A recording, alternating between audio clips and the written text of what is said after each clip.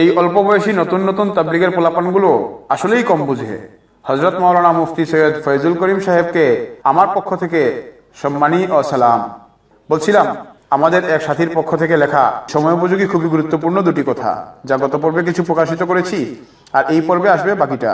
News আপডেটসের পক্ষ থেকে আপনাদের সবাইকে স্বাগত জানাচ্ছি। আসুন কিছু আঞ্চলিক ভাষার মিশ্রণে বাকি অংশটুকু শেষ করি। গত পর্বে বলছিলাম, তাবলিগ দেখানো চাই ওই যে ওই রকম। কিরকম, যা গত পর্বে উল্লেখ করেছি। আসুন পরবর্তী অংশ কেমন, এখন শুনুন। মুহাম্মদ সাল্লাল্লাহু আলাইহি ওয়াসাল্লামের মশহুর একটা ঘটনা আছে। ওই যে মক্কা বিজয়ের পরের ওই যে বুড়িমা মুহাম্মদ সাল্লাল্লাহু আলাইহি ওয়াসাল্লামের ভয়ে ভাগতে ছিল পথিমধ্যে দেখা অপরিচিত একজনের সাথে।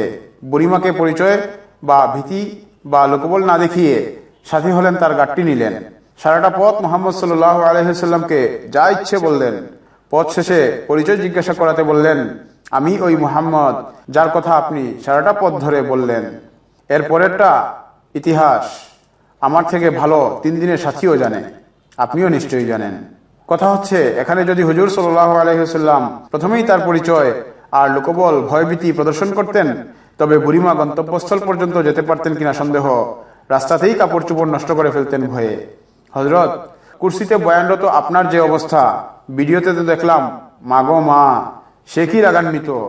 আপনার কাছে ওই বুড়ি এলে নির্ঘাত রাগে গুসায় আর কাফের বলে জিহাদি জজবায় গলাপাড়া দিয়েই মেরে ফেলতেন।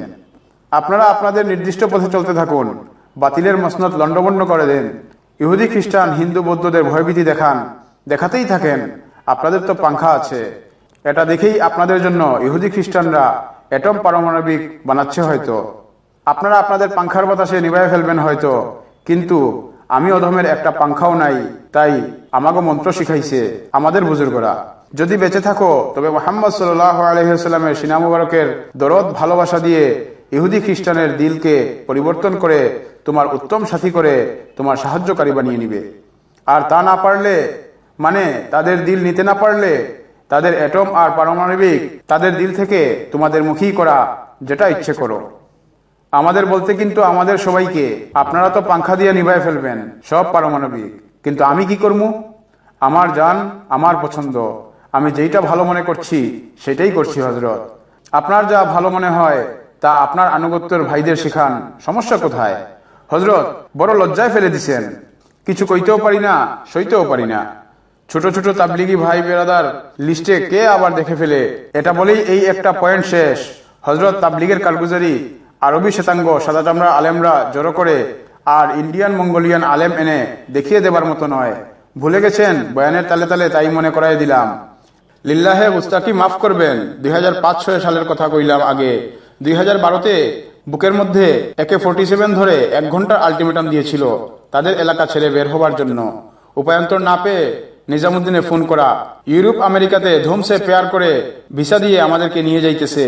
আর বাংলাদেশে আপনারা এইসব সময়ে সময়ে বাতিলের মসনদের সাথে হকের মসনদে আঘাত করার জন্য আর উম্মাহকে হুমকি ধামকি দেবার জন্য 16 কোটি মানুষের মধ্যে 300 আসনের একটা আসন মিলে না, এটা কি আমাদের দোষ? আরো কত কি কিচ্ছা কাহিনী।